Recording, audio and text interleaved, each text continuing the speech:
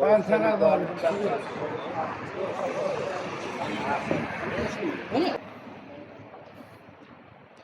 Sizi təqdim edeyim. Salam, hər vaxtınız xeyir olsun. Azərbaycan xalqını salamlayıram. Mən Tərtər zərər çəkəni Əhmədli Müşfiq Seymiroğlu. Biz Tərtər zərər çəkənləri bura yığışmaqda məqsədimiz cənab baş prokurorla görüşməkdir. Onun qəbulunda dəfələrlə olmuşuq. Onun da müavinlərinin də qəbulunda dəfələrlə olsaq da bizi yalandan qəbul adı ilə yazıblar. Heç bir tələblərimiz yerinə yetirilməyibdir. Ancaq bu dövlət başçısını aldatmaqdır. Çünki qəbul şöbələrində, prezident aparatının qəbul şöbəsində biz demişik ki, məsələn, qəbul olasınlar. Bilmirik ki, bizim ərizələrimizi, tapşırıqlarımızı cənab prezidentə bunlar çatdırırlar, çatdırmırlar.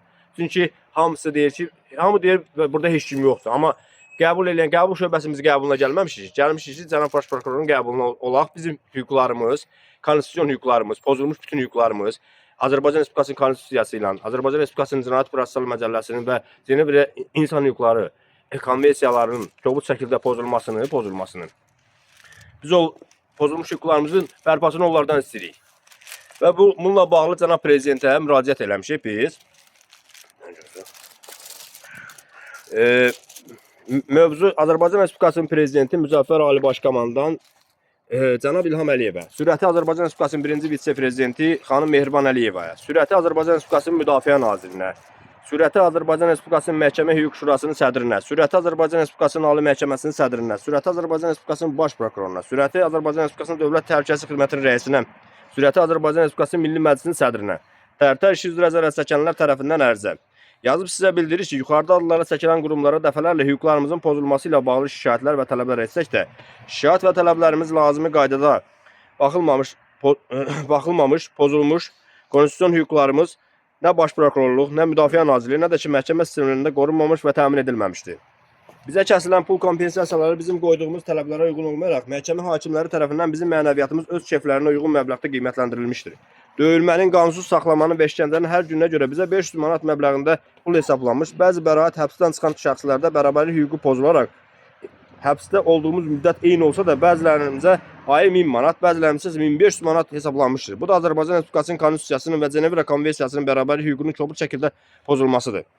İstintaq vaxtı və məhkəmələr vaxtı zərər çəkənlərin hüquqlarının qorunması, bərpa olunması, kompensasiyaların itirilmiş illərin bərpasını, əmək haqlarının bərpasını, şəhidlik statusunun verilməsini, üzərlərində 156 xidmətə uyğunsuz haqqında heç bir fərdlər üzərindən götürülməmiş, məhkəmə qərarları olmamış buna bağlı və öz maaşlarına ekvivalent heç bir mülki işlərlə təmin olunmamışlar. Yəni, qanunsuz olaraq öz işlərini itirmişlər. 2017-ci il may ayında Tərtər Beyləqan ümumilikdə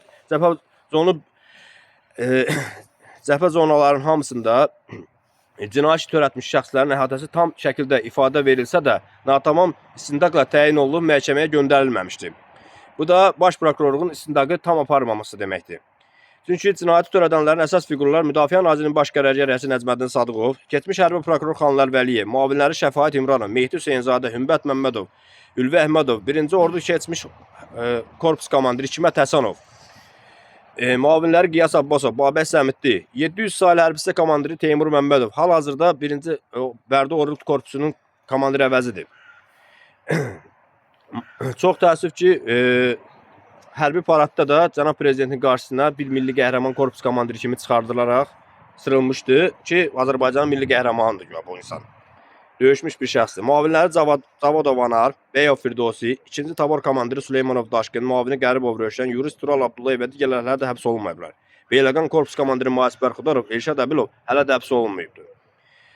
Qanunsuz şəkildə gətirilən vəhşicəsinə xidməti vəzifəsini yerinə yetirərkən qətlə yetirilənlərə hələ də şəhidlik statusu verilməmişdir. Beyləqan işi üzrə və digər işlər üzrə qanunsuz olaraq həbs olunanlar ömürlük həbs almış Elşən Qasımov, Lətif Lətifov, Hüseynov İsmail, Cavodov Ruslan və digərləri hələ də qanunsuz olaraq həbs həyatı yaşayırlar. Bu cinayəti törətmiş şəxslər bu cinayəti təkcə Tərtər zərər çəkənlərinə deyil, Azərbaycan Respublikasının prezidentinə, dövlətinə, millətinə xəyanət edərək geniş miqyaslı təxribat və terror törətmişlər. Yuxarıda qeyd etdiklərimizi nəzərə alaraq sizdən xahiş edirik ki, bizim ərizəmizi şəxsən özünüz oxuyub, nəzarətə götürəsiniz. Biz Tərtər zərər çəkənləri ehtiyatlı olan və xidmətli olan hər bir hərbi qulluqçu bu şəxslər tərəfindən sizə, ölkəmizə, dövlətə və dövlətçiliyə qarşı törədiləcək bütün terror təxribatlara qarşı sizin yanınızdayıq. Bizim ölkəmizdə hüquqlarımız tam şəkildə bərpa edəcək bir qapı, humanizm sığınacağı görmürük daha. Biz sizdən hüquqlarımızın bərpası üçün geniş miqyaslı ümumi nəzarətə götürmüş bir tədbir görülməsini istəyirik və xahiş edirik sizdən. Bu qədər. Mən Tərzəliyev Ruslan Tərtər zərər çəkmişi. Deməli, biz bu günləri Respublika Baş Prokurorluğunun qarşısındayıq. Yəni orada biz prezident aparatında qarşısına gedəcəyik. Ümumiyyətlə o ərizədə qeyd olunan bütün qurumların qarşısında biz bu çəkilişləri, bu çıxışları eləyəcəyik. Mən xalqıma demək istəyirəm ki, dəyərli xalqım, biz Azərbaycan zabitləriyik, biz Azərbaycan hərbiçiləriyik. Biz işgəncəyə, biz haqsızlığa məruz qalmışıq. Bizə sizin dəstək olmağınızı sizdən xahiş edirik. Bu Azərbaycanda hər bir qapını döyə biləcək bir cinayətdir. Bu cinayətkarlar hal-hazırda Azərbaycanda vəzifədədirlər. Yəni bunlar general rütbələrində oturublar. Ona görə də bizim millətçiliyimiz, dövlətçiliyimiz təhlükə altındadır. Biz Tərtər işinə mütləq şəkildə ədalət gəlməsini tələb etməliyik bir Azərbaycanlı kimi. İstintaqa məlum olan prezidentin 2021-ci ilin dekabr ayının 16-sında verdiyi fərmanla istintaq başladı. Həmən istintaq natamam aparıldı. İstintaqı saxtalaşdırılan Qasım Məmmədov şəxsən istintaqı saxtalaşdırdı və istintaqı natamam apardı. İstintaqa məlum olan cinayətkarlar məsuliyyətə cəlb olunmadı. Onlar İfadələrdə adlar keçsə belə. Məsuliyyətə cəlb olunmadı. Məhkəmə hökmlərində adları keçmədi. Məhkəmələr əsasən apellyasiya və ali məhkəmələr bizim tələblərimiz, vəsadətlərimiz olsa da belə məhkəmələri istintaqsız apardılar. İstintaqsız aparmaq da o deməkdir ki, yəni cinayətkarlar cinayət məsuliyyətinə cəlb olunmadı. Bu günlərdə bu Tərtər zərər çəkmişləri buradadılar. Biz haqlarımızın, hüquqlarımızın müdafiəsi üçün əlimizdən gələn hər bir şey edəcəyik. Canımız bahasına da olsa bu işdən geri çəkiləsi deyilik. Tərtər zərər çəkmişləri bəziləri buradadır. Yəni imkan daxilində bura gəlməyənlər də var. Onların da tələbləri var. Ərizədə adları keçməsə də o insanlar da yəni mübarizədədirlər. Onlar da öz haqlarını tələb edirlər. Bu qədər. Buyurun qardaşlar. Növbəti addımlarımız nə olur? Növbəti addımlarımız biz dəfələrlə baş prokurora ərizə göndərmişik, prezident aparatına göndərmişik, prezident administrasiyasında Fuad Ələsgərovun müavinləri ilə görüşmüşük. Hüquq məsələləri üzrə, hərbi məsələlər üzrə isə Fərid Seyidovun qəbulunda olmuşuq. Şəxsən özüm olmuşam orada. General-mayor Elçin Əliyev də məni qəbul edib Müdafiə Nazirliyindən. Biz bütün istintaq zamanında olan bütün ziddiyyətləri biz onlara bildirmişik. Yazılı formada, şifahi formada, video çəkilişlərlə jurnalistlərin. Biz bu məsələləri yuxarı qurumlara çatdırsaq da belə onlar laqeyd yanaşıblar bu işə. Yəni biganəlikləri bizim hüquqlarımızın tanınmaması kimi heç də yəni rəsmiləşmir. Məhkəmə hökmlərində belə rəsmiləşmədi. Səbəb nə göstərilir? Səbəb sadəcə biz belə başa düşürük ki, cinayətkarlar daha da güclüdürlər. Məmur özbaşınalığı. Bunlar cinayətkarı tuta bilmirlər. Ölkə başçısını aldatmaqla bərabər bizim milləti də aldadırlar. Bizim növbəti bundan sonraki artıq çıxışlarımız, çəkilişlərimiz, müraciətlərimiz bu yekundur. Bizim artıq bütün qurumlara ərizə bu günləri təqdim edirik. Ona görə təqdim edirik ki, sonra deməsinlər ki, biz başqa qapılara üst tutduq. Biz ölkəmizdə olan bütün ölkələrin səfirliklərinə hər kəsə ərizə ilə müraciət edəcəyik ki, bizim ölkəmizdə belə bir qanunsuzluq törədilib, cinayət törədilib, qanlı bir terror törədilib. Bu terror da örtbasdır olunur, cinayətkarlar tutulmur.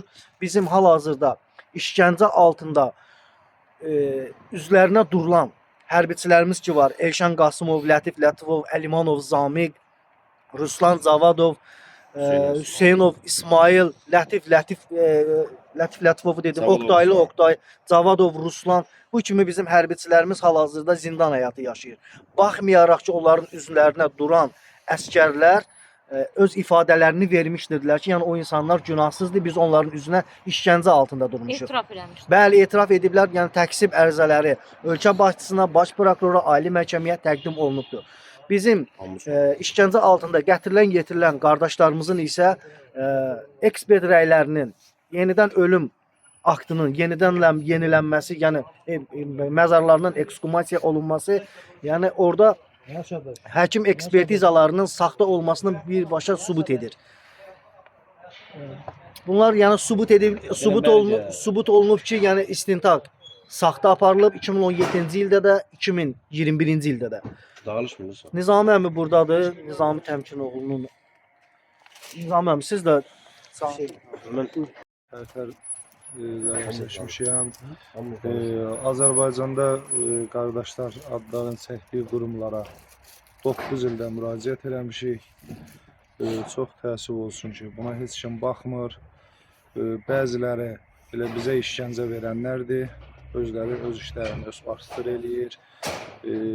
Artıq dərəcədə xahişimiz bizim səsimizə ölkə başçımız cavab versin. Hara gedirik bizi yubadırlar, alladırlar. 3 gün, 5 gün, bu ay, o ay hər şey öz qaydasına düşəcək. 9 ildə bu yollardayıq. Ölkə başçımızdan xahiş edirik. Bizi qəbul eləsin. Bizim səsimizə səs versin. Biz Azərbaycan hərbiçiləriyik. Biz düşmənlə üz-üzə qalan hərbi qulluqçularıq. Amma təəssüf ki, ölkəmizi, dövlətimizi istəməyən bəzi məmurlar bizə işgəncələr verdilər, qardaşlarımızı qətlə yetirdilər, vəhşicəsinə. Vətənə xəyanət elədilər. Digər uşaqlar da danışır. Danışmır. Beyləqan işinin Özünüzü təqdim edin. Bəkir Orzovun işində. Mən İbrahimov Kamil Vaqifoğlu 2017-ci il tarixində günahsız yerə bu qardaşlar kimi hal-hazırda yəni hərbi qulluqçulara ağır işgəncələrə məruz qalmışam. Beyləqan korpusu. Beyləqan korpusunda, 2-ci ordu korpusunda hal-hazırdakı Maç Bərxudarov idi, orada korpus komandiri. Yəni işgəncə, ağır işgəncələr zamanında bizə bildirilir ki, orada səhvən bilmədən sizə işgəncələr olunub, ağır işgəncələr. İşgəncə zamanındakı belə deyək, sağlamlığımızın 50%-ni itirmişik. Yəni işgəncə zamanı bu dişlərimizin də orada küt alətlə vurulub dağılması. Bugünkü günə qədər, 2017-ci ildən bu tarixə qədər dəfələrlə dövlət qurumlarında, məhkəmələrdə, baş prokurorluğunda yazılı və şifahi bildirilsə də, bu günə qədər heç bir cinayətkar hüquqi çərçivədə cəzasını almamışdır. Yəni günahsız yerə bizim hərbi qulluqçularımız, yoldaşlarımız, qardaşlarımız yatır içəridə və ağır işgəncə zamanı da bir neçə hərbi qulluqçularımız həyatını itirmişdir. Onların şəhidlik statusunun verilməməsi və Maç Bərxudarovun başçılığı ətrafında, mühitində, məsələn, onun korpus mavini Əbilov Elşad, hərbi komandiri Şahin Qəhrəmanov, hərbi komandirin zampaliti Əbilov Məmmədov Şövqi, tabur komandiri Aydınov Osmandır, onun şəxsi heyət üzrə mavini Məmmədov Ramil. Yəni bir hərbi hissədə adları çəkilən 5-10 nəfər yüksək rütbəli cinayətkarlar vardır. Bu daxildə ümumilikdə yəni ki, yüzlərlə yüksək rütbəli cinayətkarların bir günə qədər hüquqi çərçivədə cəzalanmaması hal-hazırda yüksək vəzifələrdə də bu orduda belə deyək xidmət eləyirlər. Bunun bir adı var ki, terror. Yəni bunu biz zərər çəkmişlərə yox, bunu dövlətimizə, dövlət başçımıza, bizim millətimizə qarşı olan bir terrordur var.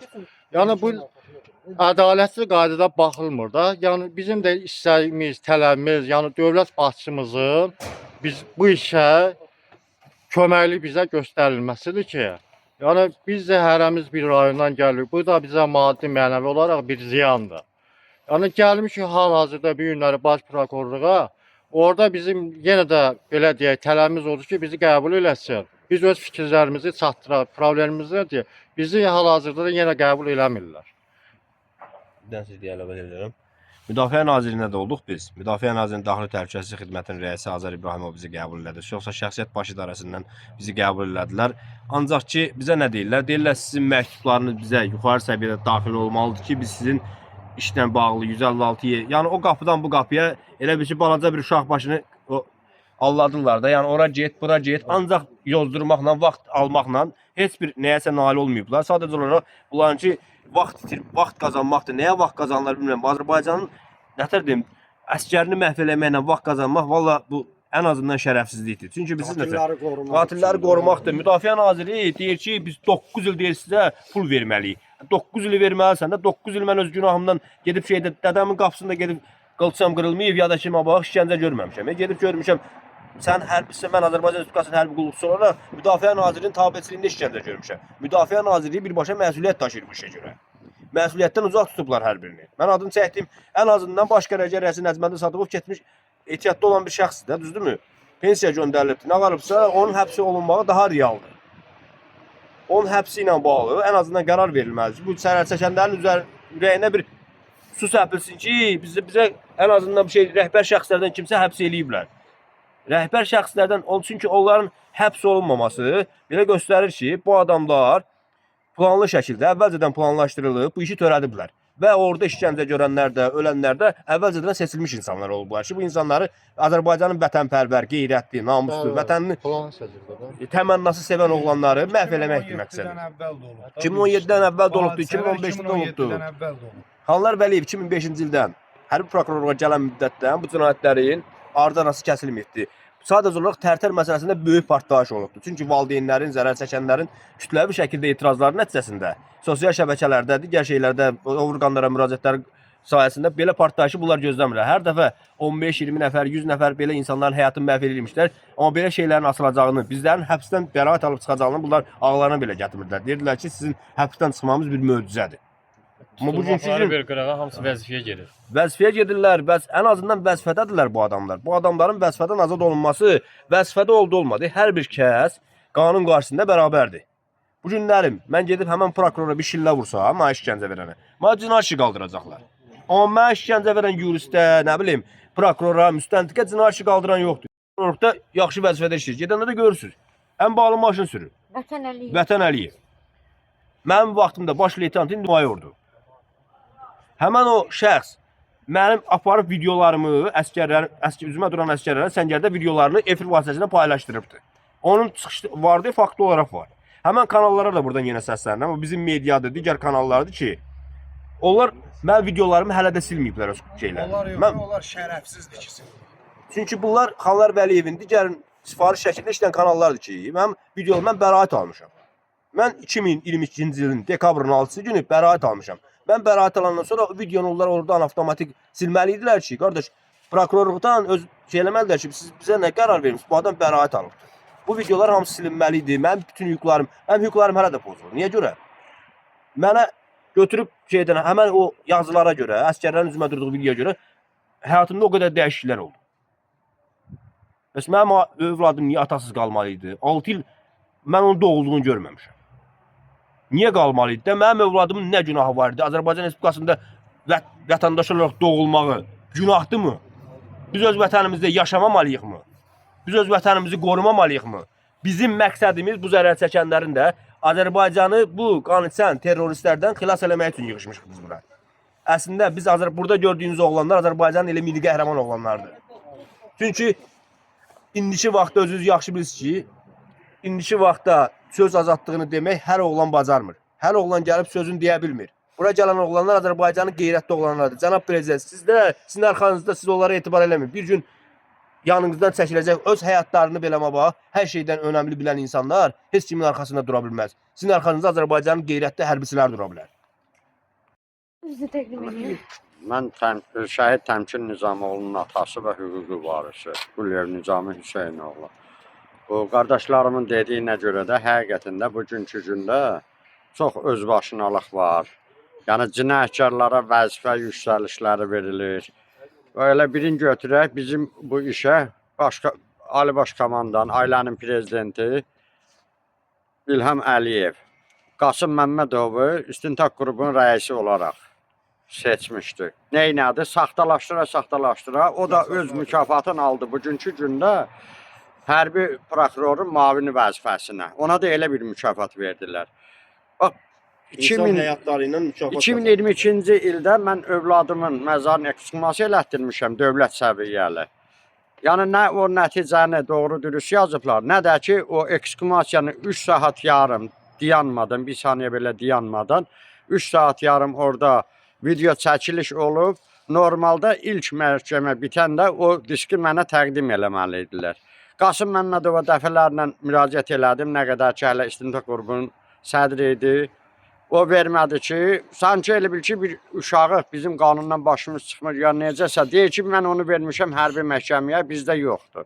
Halbuki, elə birinci onların arxivində yatır bu sənəd. Məhkəmələrə, hər bir məhkəməyə müraciət eləmişəm, ala bilmirəm. Oğlumun şəhidlik statusunu, yəni mənim övladımın heç bir günahı olmuyor, işgəncə verib öldürüblər. Ki, səbəbi də odur ki, əsasən mənim övladım zabit olub. O işgəncə görənlərə maşında rəhbər olaraq gedib orada vəziyyəti görüb, ürəyi dözməyib. Gəlib zabit yoldaşlarına deyib ki, biz nə fikirləşir, biz nə gün deyək ki, bizim zabit yoldaşlarımıza, əskərlərimizə haqsız yerə işgəncə verirlər. Mənim oğlum şahid olduğu üçün öldürüblər onu. Sırf onun üçün öldürdülər mənim oğlumu. Allah bunlara lənət eləsin. Bugünkü gündə hamısı da vəzifə başındadır. Mənim bir gözəl bir sözüm var. Söz mənim özümündür. Hər zaman demişəm, bugün də deyəcəyəm də. Nə yazıq ki, Azərbaycanda bəzi yaxşıları çıxmaq şərti ilə şərəf ordenini ən şərəfsiz insanlara verirlər. Mən bundan bitirirəm sözümü. Arzu edir bir şey əlavə eləmək istəyirəm ki, biz prezident administrasiyasında görüşəndə Yaşar Əliyev bizi qəbul eləmişdi. Prezidentin hərbi üzrə köməkçisinin müavinləri idi. O orada bir şey etiraf elədi deyək də, belə deyək. Dedi ki, prezidentin 2020-ci ildən sonra əmrinə əsasən iş yenilənibdir. Günahkarlar tutulubdur, günahsızlar da buraxılıbdır. Yəni buradan belə başa düşmək olur ki, bu günlə belə bunlar heç kimə səni tutmayacaqlar. Yəni dedi burada birini sən deyəsən, birini mən deyəcəm, mübahisə düşəcəkdi. Yəni iş qutarıbdır. Yəni belə çıxır ki, biz alladıblar da bu günə qədər. Bir də bir şey də qeyd edeyim. O eksklüziv diskini ki deyirəm. Bizim hər bir məhkəmədə bizim işləri aparanlardan biri də Camal Ramazanovdur. Ona mən yazılı olaraq müraciət elədim. O mənə cavab olaraq dedi ki, biz onu sənə verə bilmərik. Səbəbini soruşanda, səbəbini demir. Sadəcə deyə verə bilmərik. Bax, bunu da qeyd edir. O aynə dursun. Diskləri getdi biz istədik məhkəmədən sonra ki, bizə diskləri göstərin. Bizə işgəncə olduğumuz haqqında Maşiyev Sənanın çəkişləri var idi. Diskləri bizə göstərin. Getdilər bizə bir dənə Elmar Allahverdiyevin Elmar Allahverdiyevin də deyirəm, Elmar Allahverdiyevin işgəncə gördüyü 5-6 dənə şəkil idi. Bir də Valdan Alın oğlu Elçin Quliyevin dəyişdirilmiş videosuydu ki, orada 3 dənə 4 dənə videodan sonra bir dənə video ki, şey eləmisən, sözünü bax. Ona güya ki, son nəfəsində şey güya dezdiriblər. Onunla bağlı bunlar öldürüblər cəmaatı. Gəlsin o generallar biz onların boynuna qoyaq. Biz onunla işgəncələrin 1%-ini biz onları eləyək. Onlar bütün hər şeyi boynuna alsınlar. Nəslinin xain Yox, olduğunu bir şey satmaz. İşgəncə nəticəsində siz onu təsəvvür eləyə bilirsiniz. Azərbaycanda Azərbaycan hərbi qulluqçusunu dırnağını çəkiblər, toka veriblər, cinsiyyət orqanından toka veriblər, suda boğublar, kulyonka ərdib bədəninə töküblər. Bunu cənab prezident, sizdən xahiş eləyirik. Sizə qurban olun. Səsimizə səs verin. Sənin bu bəzi harınlamış məmurların baxmır bizə. Hara gedirik bizi yuvadırlar. Hara gedirik bizi başından eləyirlər. Bütün Azərbaycanda dövlət qurumları bizi alladır. Xahiş edirik. Bizim səsimizə səs verin. Biz sizin hərbi qulluqçularınızıq. Duran xanım, siz mən nə demək istəyirdim? Çünki Camal Ramazanov gil, o biri hakimin adı nə idi? Zeynalov. Zeynalov ilə mən qabaq-qabaq tutdu. Bizə disk gətirdi. Disklərin hamısını cızmışdılar. Bu dövlət əhəmiyyətli tərtər məsələləri rəsmi şükurka eləmişdilər. Bizə göstərirlər. Orada o qədər videolar var ki, əskəri məcbur ediblər ki, zabiti başını oynaşsın. O qədər şeylər eləyiblər ki, yəni o videolar faktiki olaraq çıxmışdı həmən telefonlardan. Oğlatan başını oynatsın. Ondan sonra bunu qırıp. Haqsızlıq, hədsiz haqsızlıqlar vardı. 4 nəfər ölən yoxdur. Burada kütləvi şəkildə qətllər olur. 57 rəsmi məhkəmə hökmü ləğv olundu. Yəni Tərtər rayon hərbi məhkəməsinin 57 məhkəmə hökmü ləğv olundu. Elqar Quliyev və onu təsdiq edən apellyasiya məhkəmələri və ali məhkəmələr. Bunların hamısı ləğv olundu. Bu istintaqı aparan hərbi prokurorluğun müstəntiqləri, ekspertləri bunlar niyə görə məsuliyyətə cəlb olunmadı? Kamran Əliyevə mən səslənirəm. Bu günlər baş prokurorluğun qarşısında durmuşam. Bu günlər Kamran Əliyev bizi qəbul etmir. Sadəcə bizim ərizəmizi qəbul ediblər. Biz canlı vətəndaşları qəbul etmirik. Bu canlı insanların prokuroru deyil. Bu necə deyim, ancaq ərizə ilə müraciət ilə bunlara yalan təbriklər, yalan bunlara şeylər, tərifnamələr yağdır, amma həqiqətləri, haqqı deyən insanları bu günləri ölkənin bir nömrəli cinayəti olan qanlı terroru, Tərtər faciəsini zərər çəkmişlərini burada qəbul edib bizim dərdimizi dinləmir. Nəyə görə hərbi prokurorluğun müstəntiqləri bu saxta saxta istintaqa apardı, saxta Azərbaycan xalqını ləkələdi, Azərbaycan zabit əskərini erməni zorladı deyə bunu hökmlərlə təsdiq etdi və 2021-ci il, 2023-cü illərdə isə 2017-ci ildə Xanlar Vəliyevin apardığı istintaqı bizim baş prokurorluq yəni təksib etdi. Yəni bizim günahsız olduğumuz sübuta yetirildi. Biz sübuta yetirildiyimiz halda bu cinayəti törədən şəxslər də cinayətə məsuliyyətinə cəlb olunmalı idi. Şəxsən Elçin Quliyevi döyərək öldürən Teymur Məmmədov ən azından həbs olunmalı idi. Biz bunlar hamısı natamam aparır.